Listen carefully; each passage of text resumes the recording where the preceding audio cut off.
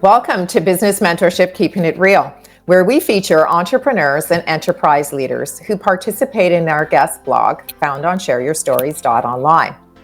Our guest is Tree Ryde, a human behavior expert, certified in hypnosis and NLP, who is also a yoga and meditation instructor. And we're going to discuss how Tree helps people and businesses get out of old, unwanted patterns and step into a new way of looking at life. And Tree joins us from Burlington, Ontario. Welcome. Hi. Well, hi. Thank you so much for having me. This is exciting. Well, I know that you're at your office, so you'll have to give our viewing and listening audience a little bit of a background because, I did get a few comments from our audience and they were like, hypnosis. Ooh, I don't know whether I'd be really comfortable with that. So maybe you can give us a little bit of an indication as to what does hypnosis look like when you're trying to change patterns of behavior? Yeah, it's interesting. People, we get that reaction a lot, I'm right? sure. But the truth is that all hypnosis is self-hypnosis, and that we are all actually in our own hypnotic trance. When you think about it, right? Like an example of a hypnosis-like state is if you're watching a TV show or a movie and you laugh when it's funny or you cry when it's sad. You're responding to emotional suggestion, right? You don't have to mentally tell your brain, oh, I should laugh at that, or, oh, I should cry. That is, so even when you're brushing your teeth, you're physically doing something, but your mind is probably thinking other things. That's a really interesting way of looking at it, because I think maybe it takes a little bit of the fear out of the experience, right? Fear out of the unknown. I mean, I think I had seen a social media post from a gal in my Instagram feed who had said, oh yes, I went to this event and there was a hypnosis there, a part of the program was a hypnotist. And so I volunteered and I was really afraid, I was going to be up there barking like a dog or doing, whatever. So it's actually not that at all. So what you're saying is you just actually get people in tune with their own emotions and their own behavior in order to change a pattern, right? You got it. Yeah. And it's very important too for people to learn how to relax their themselves, their mind, their body, their heart, spirit, even if people believe in that. Yeah. And because the more that people are more succinct in those pillars, the easier it is to make change. Yeah, that's so true, right? You have to make that connection and I guess a willingness to change too, right? Because if you're not really interested in making a change, your body's not going to allow you to change those old patterns that we have of behavior.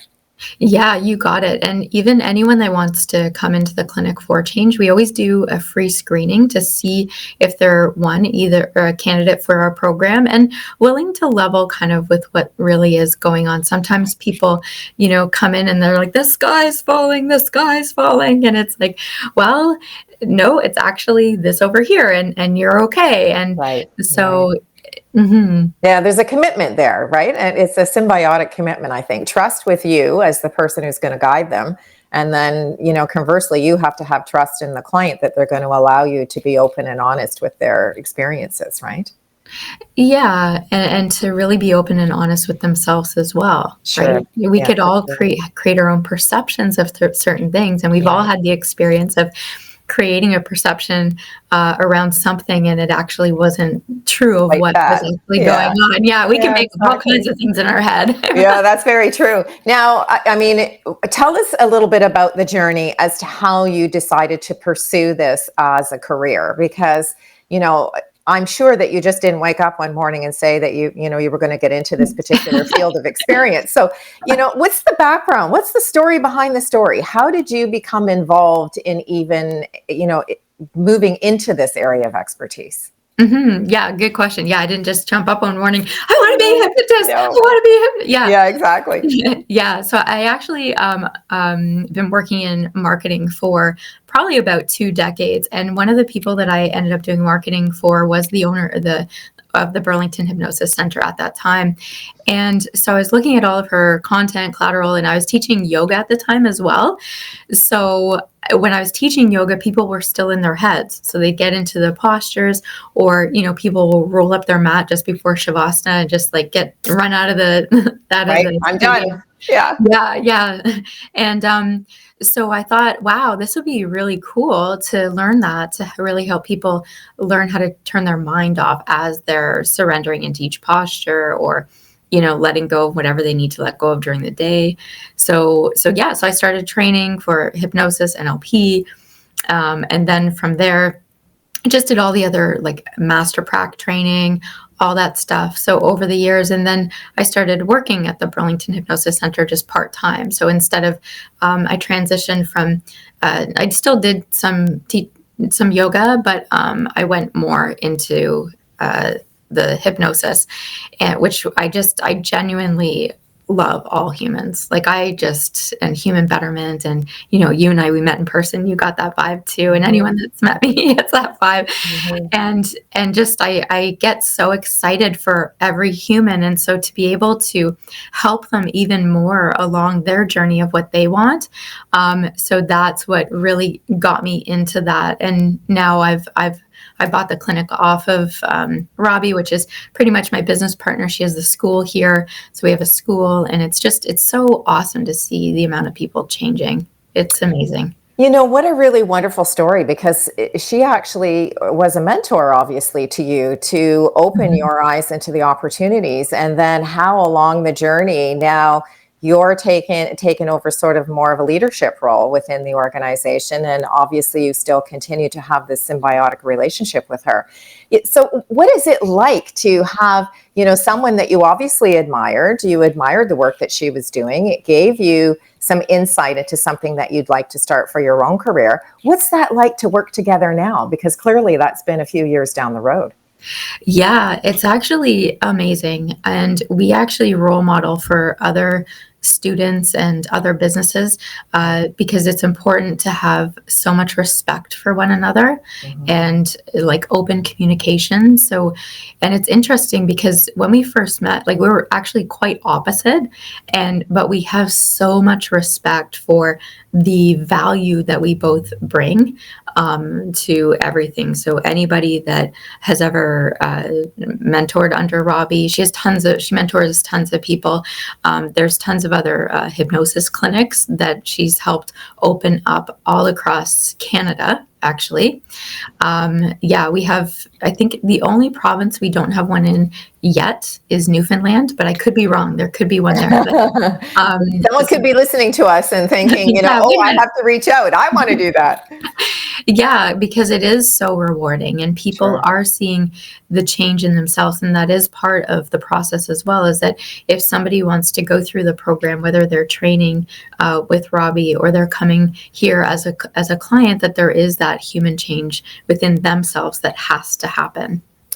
I would think that that's something that is a byproduct of being curious, right? Because, if you're not curious and you don't show a level of interest, then even though you're getting all the certifications and the education and you're putting in the work in order to become a professional practitioner in your field, there's got to be some internal changes that happen along the way, I would think. If you could share something with our viewing and listening audience that say in the last 5 years, what would you say has been the biggest change in you yourself as a practitioner in both NLP and hypnosis? So the biggest change in me is the amount of things that I can get done in a day. It is pretty like insane. Even my husband is just like, holy cow. And I don't even feel stressed. I don't feel like pressure. I don't feel, but it's just like this organic thing. It's like this rhythm that goes along with what eventually later on, when we get to those 3 words, I'm going to teach you how to do that too, because we are here as humans from cradle to grave. And it's really about us having that beautiful human experience. So even when I say like I get so much done in a day, a lot of it is, hey, I'm into kickboxing, so I do that. I have a couple of businesses, so I do that. And I'm involved with BNI. I'm involved with you and your great causes of what you're doing. And I love all of it. And it's just this whole like kind of rhythmic thing that happens. So I'd say that would be the biggest change in me. You know what I love about that, Tree, is that you're sharing with us that as humans, there's a process of evolution that we go to from cradle to grave, right? I mean, if we're all here for a purpose and we all talk about core values in our businesses and what they mean and how we are able to evolve from a great business idea to down the road of being able to serve our communities and maybe make global contributions depending on what it is that we do. But so change is part of that transformation, right? Change happens regardless. So we can either choose the change Right. and choose it on a daily basis, or you can just stay like Groundhog Day almost. And all of a sudden people, I've had some clients that came to me to help with, because they just, assumed that it was always going to stay the same. And it's like, well, and then they're shocked when it's like, well, all of us, even, I poke fun, like my dad, he still doesn't believe that there's internet, but yet he calls me and just thinks I know everything. Like, there's no way I can know everything. I love the fact that, as people, when you're serving your community and the clients that come in to you, I mean, one of the things that you mentioned is you and I had an opportunity to meet. We actually don't physically, geographically live that far away. So we certainly reached out to one another after we shared your story in the guest blog so that we could see if there was a connection on how we can collaborate. Yeah. But give me a little bit of an insight into collaboration, because you've mentioned you belong to BNI. You've mentioned that, you help other folks basically across the country with making sure that their practices are robust and that they're being able to fulfill their mission in their communities. So give me a little bit of insight into the whole word of collaboration and what that means for you, because clearly with the various disciplines that you have in terms of an education background, you're bringing more to the table than just, come into the clinic, we'll do a session, and once you're gone, you're gone. You're clearly collaborating with various different people in your community. So how does that strengthen your business? Well, it's almost like somebody described it to me. We had this Robbie put together this awesome Christmas party for all of like the hypnotists and everything like that. And so I'm gonna repeat sort of what people were telling me about what they thought the community, and a lot of them really said this word love, and I think when I use the word love, I use it more openly. I use it as an energy word. I use it as all of us as human beings, we are born out of that energy. So when we talk about community, I really get a sense that it's more about just humanity. It doesn't matter what, like if it's a cause and it's a good cause, awesome, right? Mm-hmm. If it's like the BNI group that I'm in, all of the people in the group, they're absolutely amazing. And we're all kind of in the same energy of supporting each other, whatever it is. So so community is support as well, love, support, respect.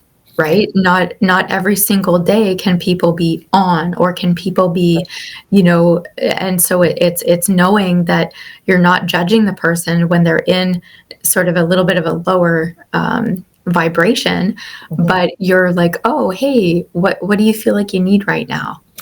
So instead of walking away and being like, oh, well, whatever, where a lot of people can get into their head thinking that it's about them, or, so it's this higher level sort of vibration, if you will, for lack of a better word, that we're all trying to transcend to when it comes to community, so that the word's getting out there. This universal shift is happening, and people are feeling it, and people are stepping into it more and feeling more motivated to step into who they need to be for community. So I think that answered your question. Yeah, that's it. Going off in the Yeah, I really love the way that you've tied in words that are more than just an emotion. So they're almost like a lifestyle, like Yes. you have to have a platform of openness in order to expand into the community and really make those heartfelt connections with people.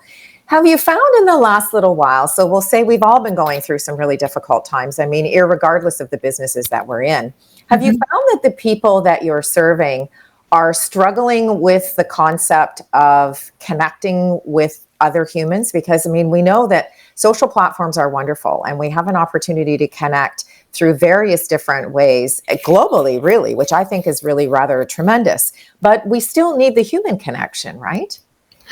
Mm-hmm. And so have you found that people are looking for more of a one-to-one, face-to-face human connection? Or do you feel that the platforms that we have all become very familiar with support that sort of one-to-one communication?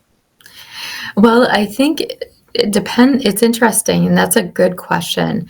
Thanks for asking that, because this is a big theme that's come across people coming in here. So there's a couple. I'm going to answer this in a couple of different ways. So it's it's a different answer for each age demographic. So if you were to ask me that specifically on, say, yours and my age demographic, we grew up in a time where there was no internet. You had to, if you wanted to go to a different town or the mall, you had to figure out the bus route. You had to walk over to your friend's house, knock on the door, see if they're home. Right. There was if there was siblings, there was one shared phone. Right. And that was it. It was, and that phone was stuck to a wall, stuck to a cord. Yeah, right. Yeah. So it's that skill set of being able to, if you wanted to play, you played outside. When you played outside, you were confronted with conflict. Right. So our age demographic, we learned solution-based, we learned conflict solutions, right? We learned that if people got mad, you just made up the next day, right?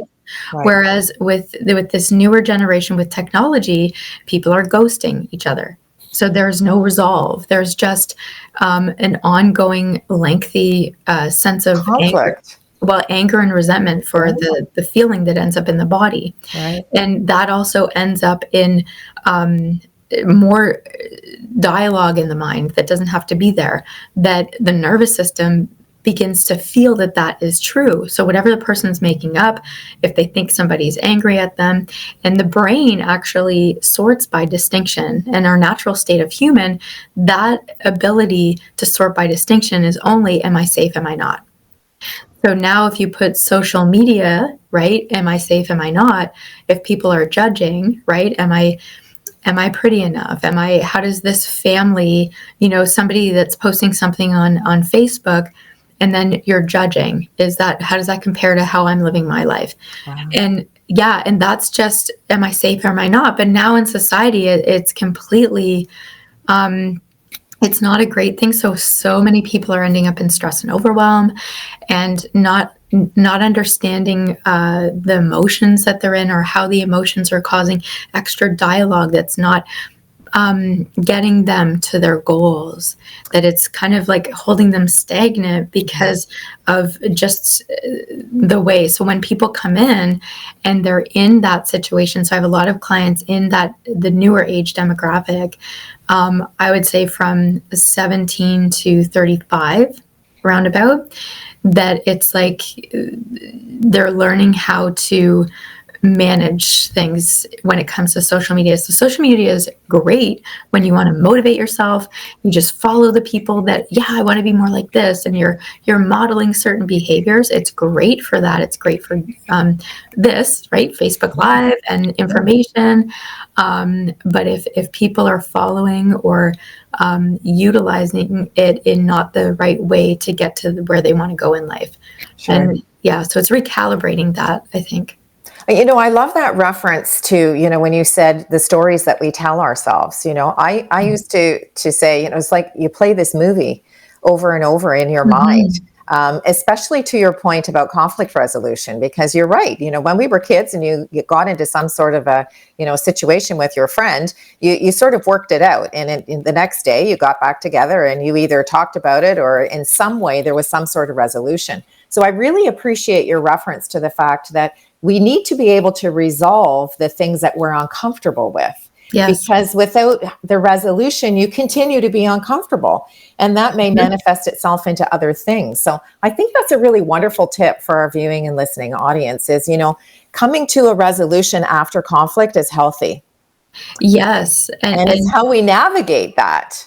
And in person is best. Yeah, Right. sorry to cut you off. In person is absolutely best because you can hug the person, you can connect back with the person. So even if it's online, you want to call, you want to FaceTime. It messaging, like just text messaging or email, it's the least form of communication that we should be interacting with humans with. Well, sure, we want to see the facial expressions, right? We want to see the body language. We want to know that we're making a connection, that our words are getting through, because I think that's really, we only have our words really to communicate. And then the emotions that support the words are something we can demonstrate.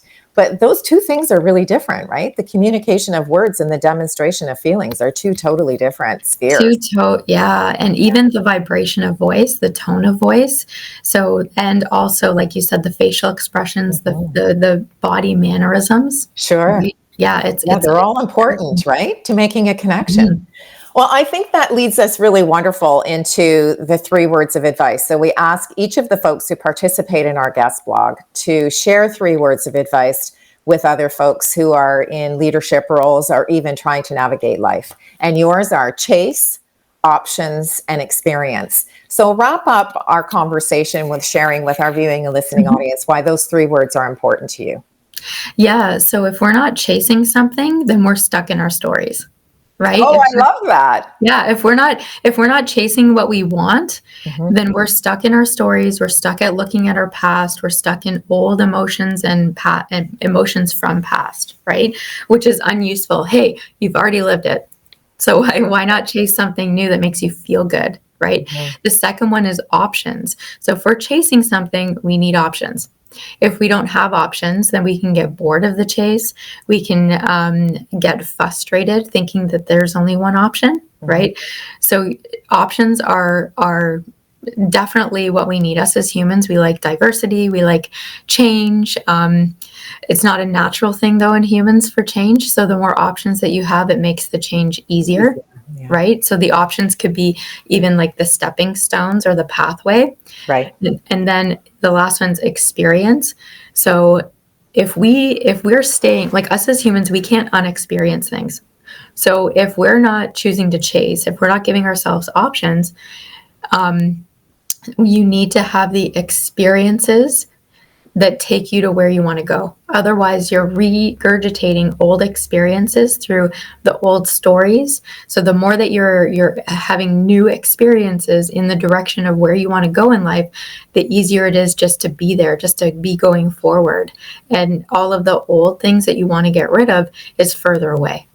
Oh, that's really wonderful advice. And I love the way that you've been able to give us 3 really key words to help us make change and maybe feel a little bit more comfortable with the uncomfortable. Because as you say, nobody wants change, really. I mean, but if we take control of our options and make the change in a positive way, then it can only lead us closer to our goals and what we're really trying to achieve in life. So I think that's really wonderful advice. Thank you so much for sharing that. Oh, thanks for having me. It's an absolute pleasure. I think that we'll have to have you back in a few months, Tree, so that we can talk about how to maybe practically apply some of the things, and maybe we'll get some of the viewing and listening audience comments to our discussion that we'll share, just so that there's some symbiotic sort of connections between the wonderful things that you've given us to think about for navigating change. So thank you so much. Yeah, I'd love to. Yeah.